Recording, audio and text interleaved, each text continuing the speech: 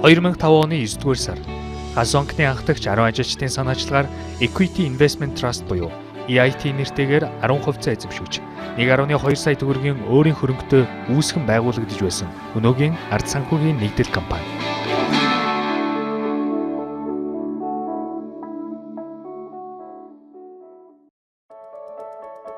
Компани үүсгэн байгуулагдсанаас хойш 10 жилийн дотор 700 гаруй хувьцаат эзэмшигчтэй 10 гаруй охин компанитай санхүүгийн цогц үйлчлэгийг үзүүлдэг Монголын цөөхөн компаниудын нэг болтлоо өргөжснөөс гадна энэ хугацаанд нэгж хувьцааны үн $207.8 дахь өсч хувьцаа эзэмшигчдэд дунджаар жилийн 70.6% өгөөжтэй ажиллажээ. Тэгээд гэдэг компани маань бол өөрөө бусад гадаад дотоодын хөрөнгө оруулагчтай хамтраад ер нь энэ тэнгэр санхүүгийн нэгдлийн хувьцааг төвлөрүүлээд нөгөө талаас зөвхөн энэ санхүүгийн салбарт биш бусад зах зээл дээр гарч ирж байгаа боломжуудад хөрөнгө оруулалт хийгээд ажилласан, үйл хөдлөх хөрөнгө рүү орсон, техник технологийн дээд сургуулийн хөгжлөлд оролцоод хамтраад амжилттай ажилласан. Үйл хөдлөх хөрөнгийн зуучлалын компани, үйл хөдлөх хөрөнгө менежментийн хийдэг компани гэдэг ингээд олон чиглэлээр хөрөнгө оруулалт хийж байгаа. 2013 онд ерөн стратеги нэг эргэж харах хэрэгтэй байна. Бид нар санхүүгийн чиглэлээр дагнаж ажиллая. Хөрөнгө оруулалтын сангийн тухай хууль батлагдчихлаа. Тэгэхээр санхүүгийн нэгдэл болж ажиллах нь зөв зүйтэй байна. Энэ нь өөрөө биднийг илүү төвлөрөх, илүү стратегийн чиглэлээ тодорхой байлгах, ойлгомжтой байхад бол төхөмтэй гэдэг үднэс энэ санхүүгийн чиглэлийн компаниудаа нэгтгэхэд дээрээс нь ард даатгалд хөрөнгө оруулалт хийж, ард кредит гэдэг компанид хөрөнгө оруулалт хийгээд бид нар ард санхүүгийн нэгдлүүдийн нэрийг аваад ажилласан.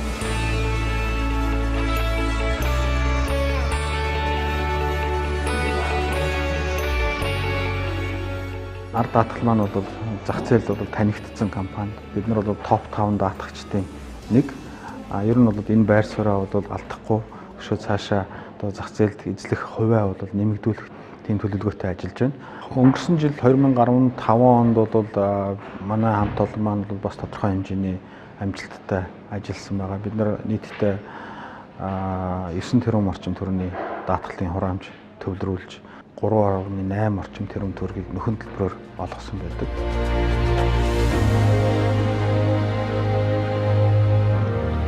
Манай компани бол ер нь бол ард санхүүгийн нэгдлийн бүрэлдэхүүн компанид ороод 2 жилийн хугацаа болж байна. Энэ хугацаанд бол манай компани ард санхүүгийн нэгдлийн бус стратегийн томоохон ач холбогдолтой хөрөнгө оруулалт болж чадсан. Бид нар 2 жилийн дотор бол зээлийн багцаа 8 дахин үржүүлж чадсан. 2 жилийн дотор бол бид нар бол Монголдо бас томоохондоо орох юм бичил болон жижиг зээлийн үйл ажиллагаа явуулдаг санхүүгийн байгууллага болж өргөж чадсан байгаа. 2016 он гарсаар ард менежмент компани санхүүгийн зохицуулах орооноос хөрөнгө оруулалтын менежмент эрхлэх тусгай зөвшөөрөл авсан нь хөрөнгийн зах зээлийн хөгжилд хувь нэмэр оруулах алхмыг нэгээр ойртууллаа. Санхүүгийн бус чиглэлээр ажиллаж байгаа бүх манай хөрөнгө оруулалтын багцад байсан компаниудыг бид нар хөрөнгө оруулалтын санд хий гэдэг шийдвэрийг гаргасан. Тэгээд ард менежмент гэдэг компани байгуулагдаад санхүүгийн зохицуулах орооноос саяхан зөвшөөрлөө авч сангийн удирдлагын юм чиглэлээр үйл ажиллагаагаа явуулах болж байна. Санхүүгийн жинхэнэ утгаараа супермаркет болох тийм боломжийг бол санхүүгийн нэгдэл компани бол олох боломжтой. Тэгэхээр өнөөдөр зээл, хадгаламж, төлбөр тооцоо, карт, даатгал, тэтгэврийн сан, брокер, дилерийн үйл ажиллагаа, хөрөнгийн зах зээл дээрх зөвлөгөө авах зэрэг үйлчилгээг бол манай санхүүгийн нэгдлээс нэг дороос авах бололцоотой тийм байх нь өөрөө нэг талаасаа сайн харилцагч үйлчилгээ, нөгөө талдаа бол бизнесийн ашиг өгөөжийг бол хамгийн оптимал зөв түвшинд барих бололцоог бол бид нарт олгож байна.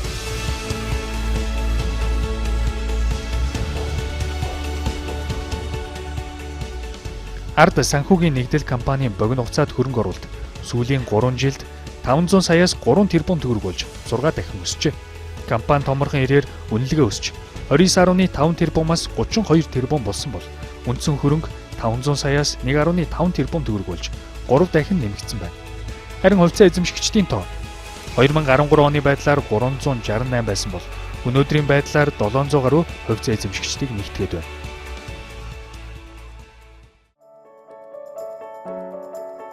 Шинэ санаачлага, шинэ хувьцаат компани. Сүүлийн 5 жилийн хугацаанд Монгол улсад өсөлтөө хамгийн тогтвортой хадгалж байгаа банк санхүүгийн салбарт шинэлэг өнгө төрхийг бүтээхээр зорж буй хөрөнгө оруулагч үндэсний санаачлага ард санхүүгийн нэгдлээс ихтэй.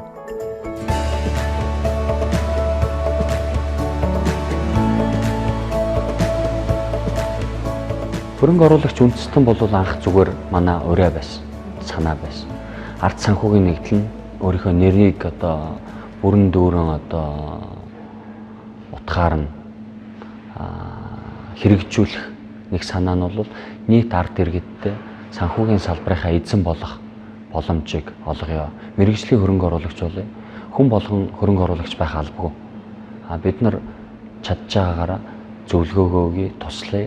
Хүмүүст хөрөнгөний зах зээл дээр үйл ажиллагаа явуулахад нь хамгийн найдвартай зөвлөх нь болъё гэдэг байдлаар хөрөнгө оруулагч үндэстэн гэдэг урайг 2014 оны сүүлээр гаргаж ирээд ажиллаж байсан бол тодорхой үйл явдлуудын өрнөлөөс хамаарат бид нар хөрөнгө оруулагч үндэстэн маань тусдаа бие даасан хөрөнгө оруулалтын компани болсон. Энэ явандаа бол хөрөнгө оруулалтын сан болно. Хөрөнгө оруулагч үндэстэн нэртэй сан болоод ард менежмент гэдэг компани тэрнийг нь удирддаг.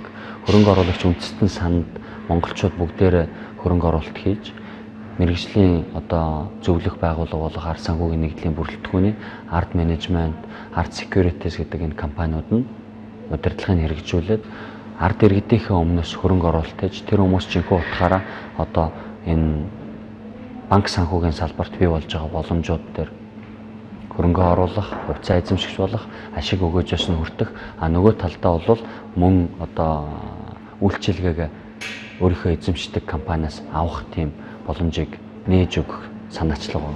Өнөөдөр нэг 700 хүн бүртгэлтэй байна. Энэ маань бол цаашаа 7000, 70000, тэгээд 700,000, тэгээд 3 сая болох ёстой. 10 сая ширхэг энгийн хувьцаанаас бүрдэх 10 тэрбум төгрөгийн хувь нийлүүлсэн хөрөнгөтэй хөрөнгө оруулагч үндэсний ирээдүйн зорилго ард банк байгуулах.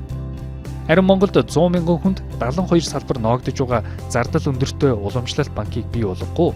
Минут секундээр өсөн дэвжиж байгаа технологийн салбарт тулгуурлан банк байгуулах уу гэдэг асуулт санаачлагчдад үлдэж байна. Салбар байгуулад ATM-нууд худалдаж аваад баахан тейлрүүд суулгаад яг энэ уламжлалт аргаар банкны үйл ажиллагааг бол явуулна гэж би бодохгүй байна. Бид нар мобайл төлбөрийн хэрэгслүүдийг ашиглах,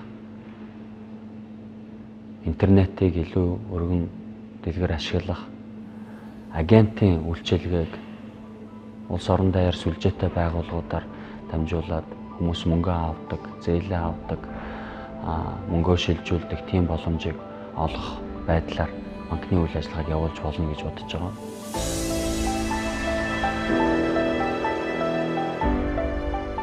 Санаачлаг гарснаас ердөө сарын дотор 700 гаруй хөрөнгө оруулагчид хамрагдаад байгаа нь ард иргэдийн дунд энэ төрлийн уриалга дутаж байсан гэлтэй.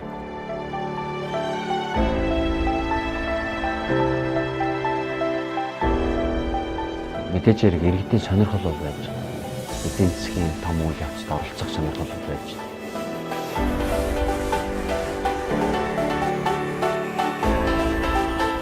Шинэ сайхан төсөлд оруулъя гэж тийм бодолтой хүмүүс олон байна. Гэхдээ юу гэдгээ бас сайн мэдэхгүй хүмүүс их байгаа нь харагдлаа л да.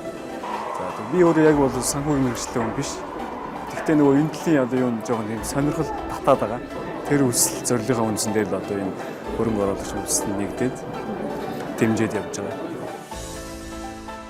Энэ санаачлага Монгол улсад баялагын санг зөв зохистой удирдах, Монгол брэнд, Монгол үйлдвэрлэлийг хөгжүүлж, гадаад зах зээлд Монгол хүн бүрийг хөрөнгө оруулагч болгох шинэ эхлэл болно гэж тооцжээ. Бид нар дэлхийд дээр нэгэнт энэ олон улсын хамтын нийгэмлэгийн нэг гишүүний хувьд ямар нэг юм хийх ёстой, нэг юм санал болгох ёстой. Тэрнийгээ зарж борлуулж яж өөрсдөө бас нөгөө гадаад ертөнцөөс өөрийнхөө хэрэгцээг хангах боломжтой болно. Тэр тэнцвэртэй худалдааг яаж хийх вэ гэдэг дээр л гол асуудлын зангилаа гараад ирж байна. Тэгвэл монголчууд цөөхөлөө юм чинь бид нар оюуны хөдөлмөр нэлээд их шингэсэн тийм салбаруудыг сонгох нь бол дамжиггүй. Мэдээж яг гарааны хэсэгтээ бол уул уурхайн тийм эдийн засагтай улс байна. Эндээс бол ичид зоох зүйл байхгүй. Тэндээс орж ирсэн мөнгөөрөө бол бид нар сангуудыг бий болгоод тэр баялагын сангуудаасаа хөрөнгө оруулалтыг эхлээд дотоодын эдийн засгаа босгох хөрөнгө оруулалтуудыг хийж хагаад дараа нь тэр сангуудынхаа илүүдэл мөнгөөр гадаад хөрөнгөний зах зээл дээр хөрөнгө оруулалт хийж нөгөө нэг Монголд яриад байгаа Монгол брэнд, Монгол үйлдвэрлэл гэдгийг чинь жинхэнэ утгаар нь хөгжүүлэх боломж үүрэлдэг юм. Гэтэ энэ дээр нэг зүйлийг тодтогч юм. Бид нар өөрсдөө үйлдвэрлэхгүй. Бид нар гадны хүмүүсийн зохиотсон байгаа хийж байгаа үйлдвэрүүдэд хөрөнгө оруулалт хийгээд гадны хүмүүсийг ажилуулад ашиг өгөөж нь өөрсдөө авдаг тийм тогтолцоор шилжинэ. Тэрнийг бол энэ хөрөнгө оруулагч үндэстэн гэдэг санаа олгох юм байна.